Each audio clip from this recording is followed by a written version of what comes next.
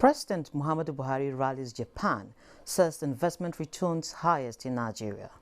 Size of African Continental Free Trade Area worth $3.3 trillion. CBN sells 1.3 billion yuan to stabilize forex demand in 12 months, plus domestic airlines record 16,429 delayed flights in 6 months. This is Business Express reaching you from Abuja, the nation's capital, and I am Liakatun Babatunde.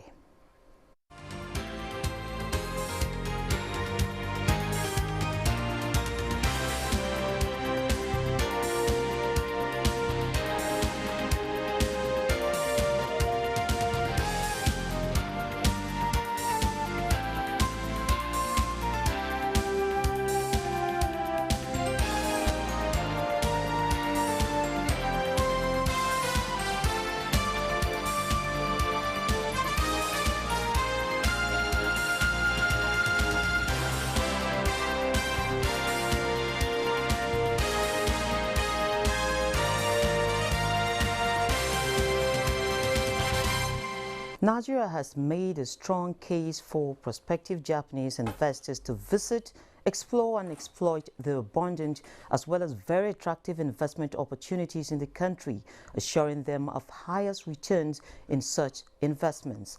President Muhammadu Buhari issued the formal invitation while addressing participants at the Tokyo International Conference on African Development in Yokohama, Japan.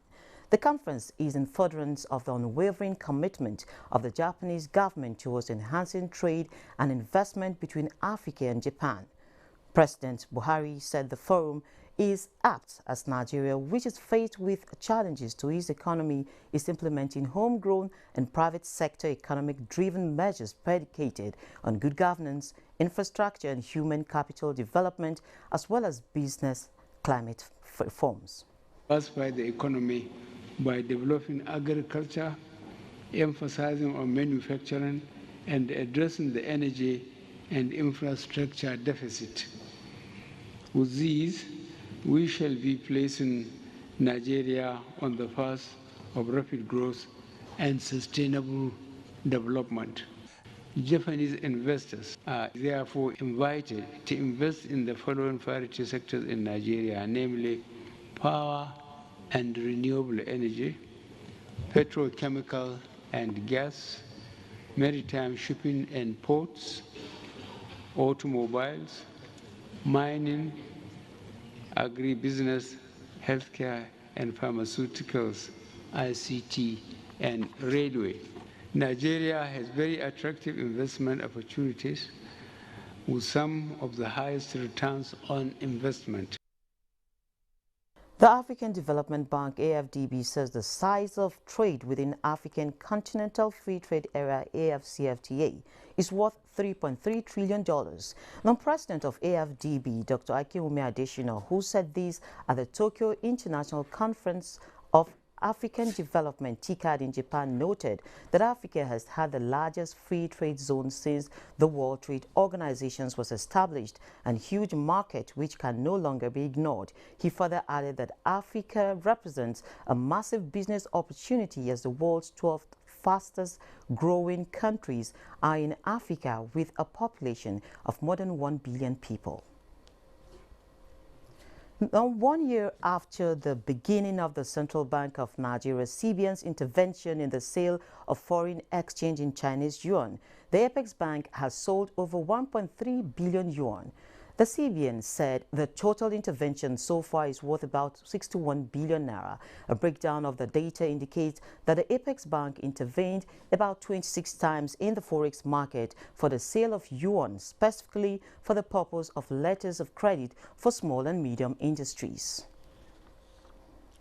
Making online purchases in Nigeria could soon come with a tax bill. Executive Chairman of the Federal Inland Revenue Service, FIRS, Babatunde Fowler, said Nigeria's government is considering a 5% value-added tax VAT specifically for online purchases, which could be in place by early 2020. The FIRS boss, however, noted that the plan to tax online transactions would require legislative backing and urged African countries to consider the taxation of digital goods and services.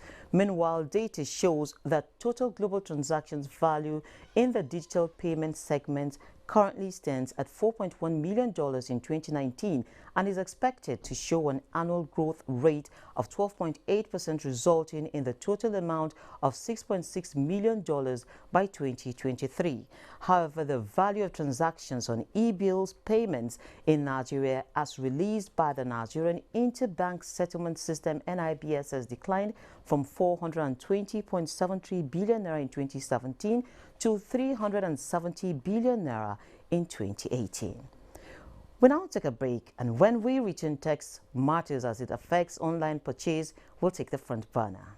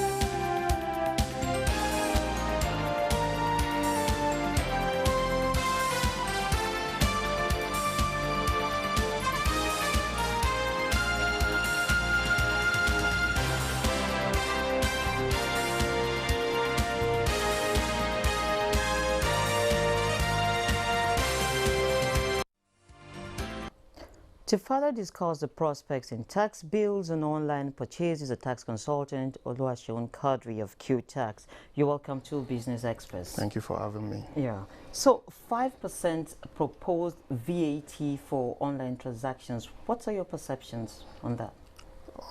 It's quite interesting to know that Nigeria is looking at taxing the digital economy. This is not a new approach all over the world. But it's interesting that we're looking at how to expand, collection of taxes, especially when it comes to transactions in the digital economy. However, it's still very sketchy on how it's going to work in practice.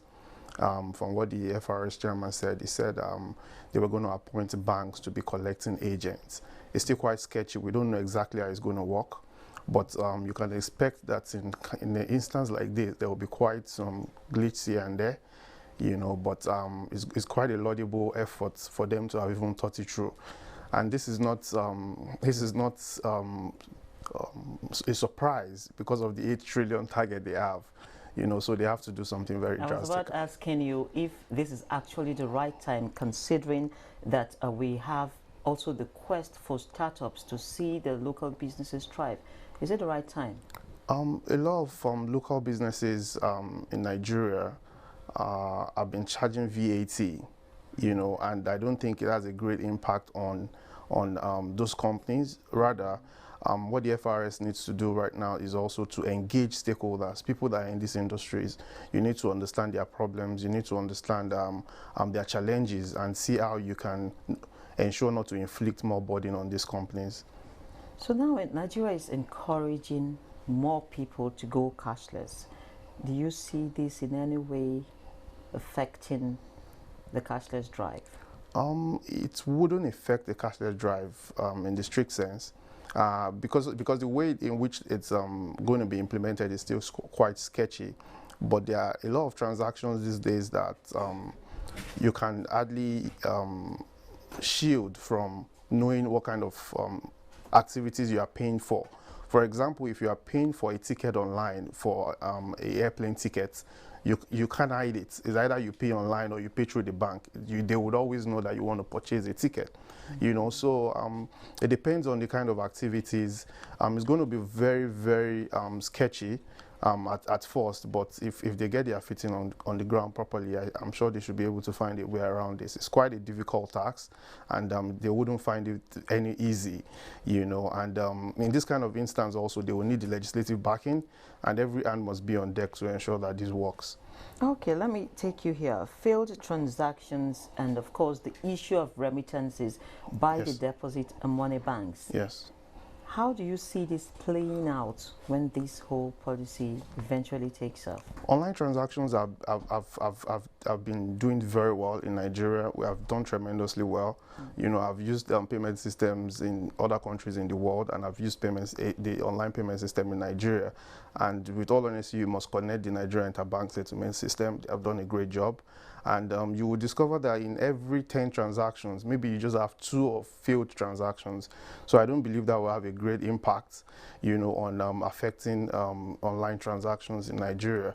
And also with the fact that they have put a mechanism in place, which is a quick mechanism in order to resolve failed transactions. So I don't think it's going to be there will be a bad impact on online transactions per se. So, looking at the current platforms we have for online transactions Yes. now, what does Nigeria need in terms of this digital business and online payments to streamline them for more transparency and accountability? Over the years, a lot of businesses that operate majorly online have been paying their taxes. It's just that there are quite a very huge number of companies also that operate online that don't pay those taxes. And you know, because of the way the digital economy is designed, it's quite difficult for you to be able to capture all transactions. And that's why the FRS is thinking on engaging the banks, appointing the banks to collect these monies on their behalf. You know, we don't really know how it's going to work in practice because it's still quite sketchy. They haven't come out with the modalities yet.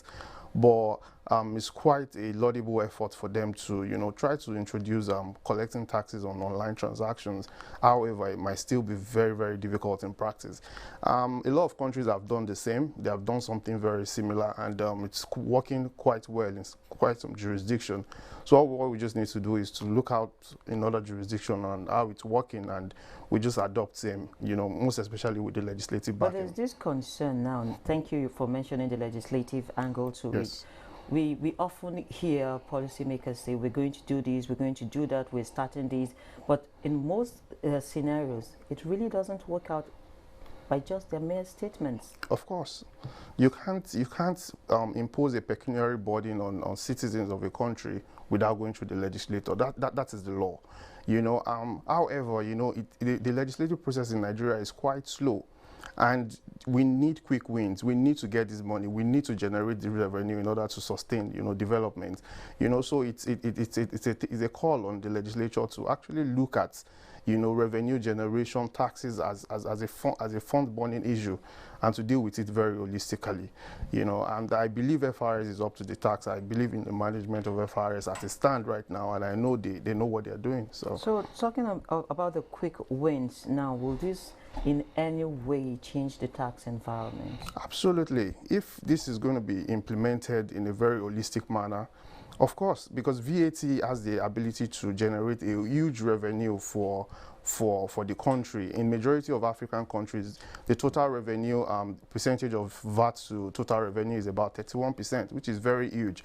Consumptions are huge in a very big country with this huge population, so you can't rule that out. If it's properly implemented, it will definitely be a quick win for us, and it will give us a good revenue But do you boost. see this making any significant change in Nigeria's revenue drive, considering the fact that we have been on this downward revenue base, and Yes. it's so worrisome to government? Just as I said, VAT is very big in so many African countries, and Nigeria is not excluded. But why is it different? Why is our case different, considering We our have- size, our market size? We have quite a number of challenges, and as I've said it previously, that the law in itself is very stale. We need to deal holistically with the laws. For example, there are instances and there are real life cases which have been taken to court where FRS would want to collect taxes on transactions that may be online based, you know, but because the law doesn't support them collecting those transactions that are being consummated maybe in the digital economy, it's quite difficult. You know, FRS wants to put in softwares on e-commerce businesses in order to ensure they collect the taxes at source. Immediately you get a transaction is consummated, we get our taxes. But because the law doesn't support this kind of implementing this kind of softwares at the back end of their software, it's practically impossible. So we need to deal holistically with the law, and then, you know, administration also has to be done in a very holistic manner, and enforcement as well. You know, so there is no issue that is a standalone. It has to, you know, it has to be a collective thing, you know, on various fronts. Now, I think the issue of obsolete laws has been a recurring one. Yes. And we see that the FRS ends up taking up cases mostly in most cases of unmoral suasion. Okay. Do you think that the legislature now, as a matter of urgency, should look into tweaking these laws as one of the first steps as soon as they return from recess? The truth is that we don't have a choice. You want to raise revenue, you have to do something holistic about it. You know, the revenue wouldn't just drop from nowhere. And, you know, over the years, the legislature has always been a big challenge, you know, of getting the laws through and all. But, you know, even the national tax policy from 2017, you know, itemized all the various laws that need certain changes.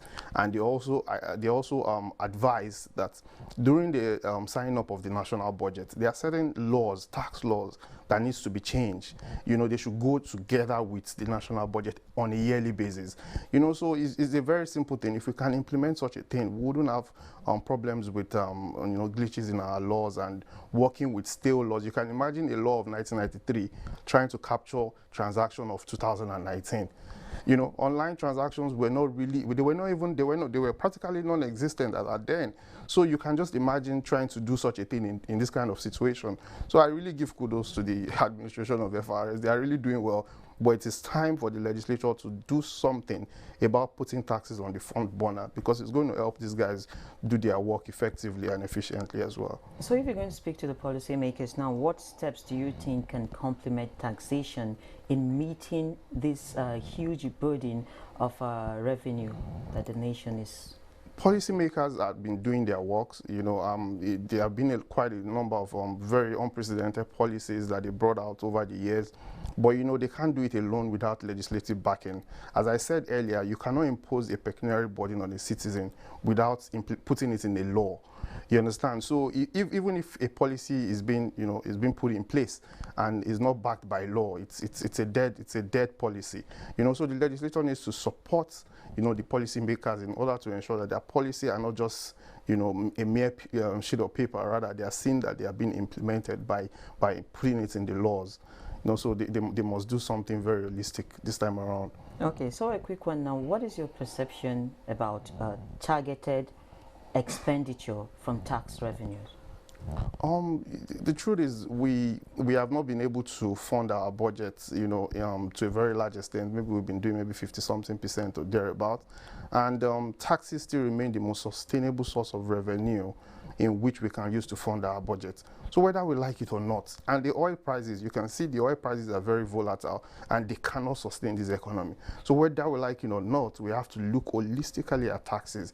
And it's this time we have to take taxes to the front burner and ensure that we can get an ascertainable revenue from taxes, because some economies only work based on predictive taxes they are going to get, and they do their budget based on those, you know, those projection, and it works well for them. But in a country like Nigeria, you don't even know what to expect from oil in the first place. Neither do you know what to expect from taxes in the other place. So it creates a whole lot of problem, and it's time for us to start setting proper mechanism in place to ensure that we get the right amount of taxes at the right time. Okay. Yes. Okay. Yes. Thank you very much. Thank you for coming. Thank you for having me. So. Yeah. Now, let's see how the Naira is exchanging for other international currencies.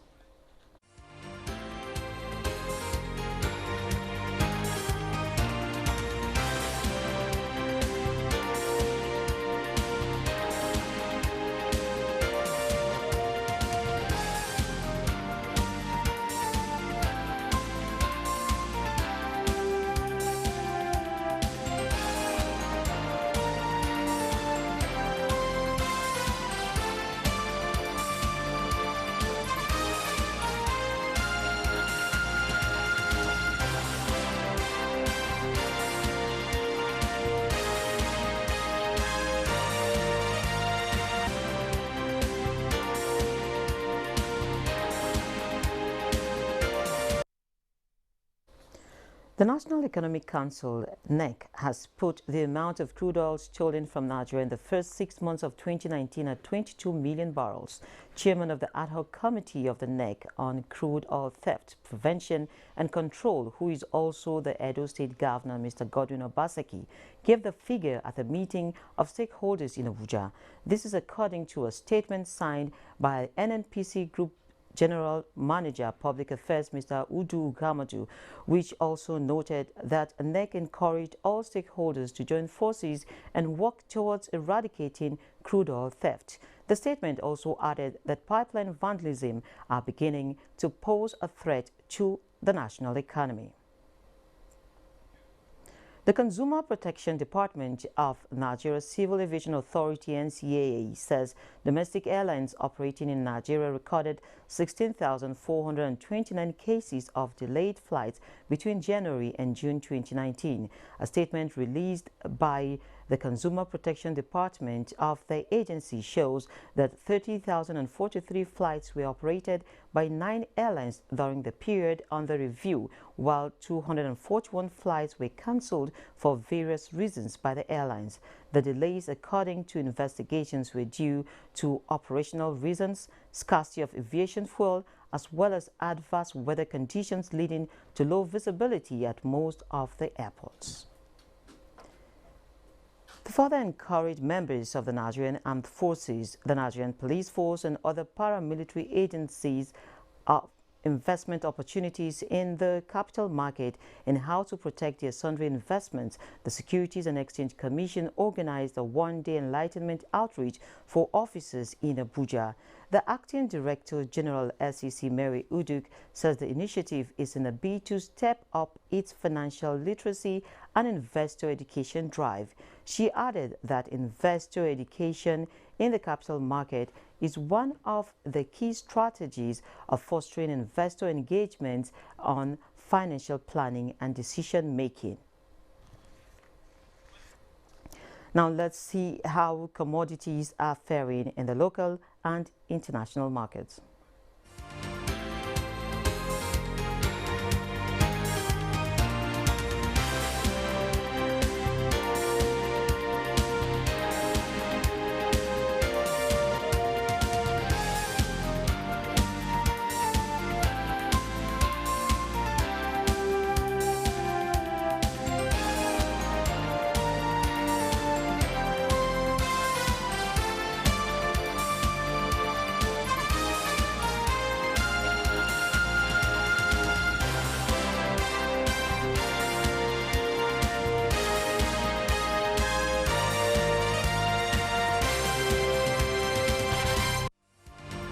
Now, it's been an eventful week at the Nigerian equities market with lots of ups and downs. The stock market closed trading this Friday on a positive mood with market indicators gaining 0.37%. The all-share index advanced to close at 27,525.81 points. Market capitalization closed at 13.391 trillion naira. Investors traded 124 million shares worth 1.815 billion naira in 3,089 deals. The financial services industry led the activity chart, and it was topped by Access Bank as it traded more than 22 million shares. It was followed by Fidelity Bank, which was closely followed by GT Bank. The gainers for the day were led by Stanbic IBTC, which gained 8.57% and sold at 38 naira. Others are Total and MTN Nigeria. And away from home, Asian stocks mixed amid positive signals from Beijing on U.S.-China trade. Amina Nujem has details of these and more on Global Market Report. U.S. stocks futures were higher Friday morning as the world's two largest economies showed a willingness to resolve their long-running trade dispute. Dow futures were up more than 100 points, reversing earlier losses. The S&P 500 and Nasdaq were all in positive territory. European stocks made gains on Friday morning after China struck an accommodating tone over trade wars with the U.S., while British opposition lawmakers plan to trigger an emergency debate to prevent a no-deal Brexit. The DAX was up 1.02% at 11,959.23. FTSE gained 0.49%. Stocks also in Asia traded higher on Friday in response to reconciliatory trade tones. Japan and South Korea leading gains on the back of surges for index heavyweight. Nikkei was up 1.19%, so also was the Hang Seng Index, appreciating to stand at 25,724.73 points. On the flip side, however, Shanghai was on the losing end. Now back home in Africa, the equities market showed early positive numbers. Kenya's Nairobi All-Share Index, Tunisia's Tunidex, and Namibia Overall Index were in positive territory. Ghana, on the other side, was on the losing side. That's Global Market Reports. And with that, we come to the end of this edition of Business Express. You can always access all previous episodes on YouTube, and you can communicate with us on Twitter. The handle is NTA News Now with the hashtag BizExp. Join us again next Monday for another edition of Business Express. I am Leah Katun Babatunde saying, do have an eventful weekend.